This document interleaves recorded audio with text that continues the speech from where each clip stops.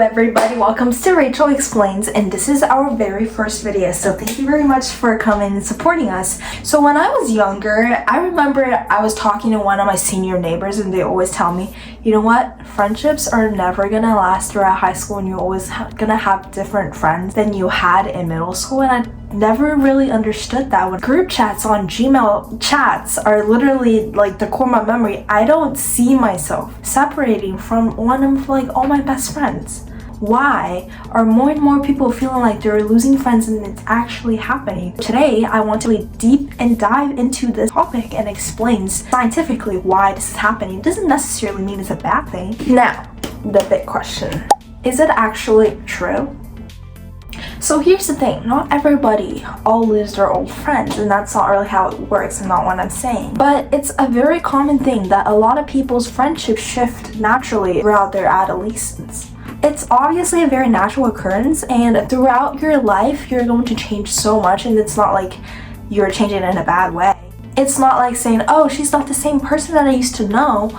Why? Think about it this way. When I'm in middle school, I have classes that are not really my choice, or at least in my middle school, I don't really get to pick all my electives. I don't have that much freedom of my own life. So I'm like, during lunch, I sit with my friends and that's like my freedom time and I get to hang out with my friends. I have sports, but it's not that competitive yet.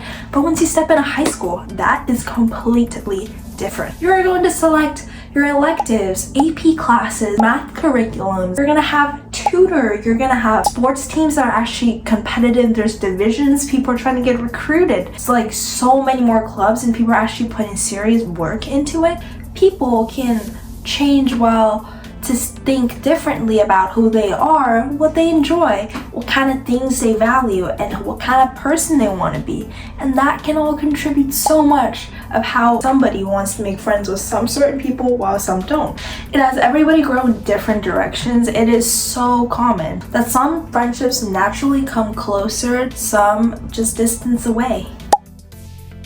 Obviously, see if you are joining more clubs, sports teams, they force you physically to spend more time with different people, and that doesn't necessarily mean all your old middle school friends, and they might be a completely new different people and you're never going to expect them when you're in middle school, but it's just a natural occurrence and it is okay to just let go. It is what it is. Okay, believe it or not, you're just not going to be the same person as you were 12 or 13. Like, if you were to ask a 40 years old about how I take you to Disneyland, you're probably not gonna get the same answer as if you ask like an 8 years old who is in love with like princess and everything. An 8-year-old girl, obviously.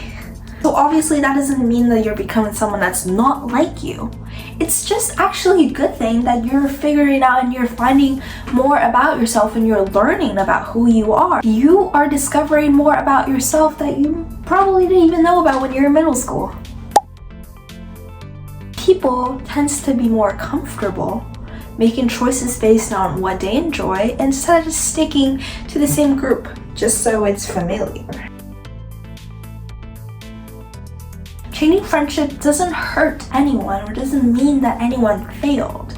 Sometimes both people are growing, and some friendships last a lifetime, while others are meaningful because of the season of life they were part of.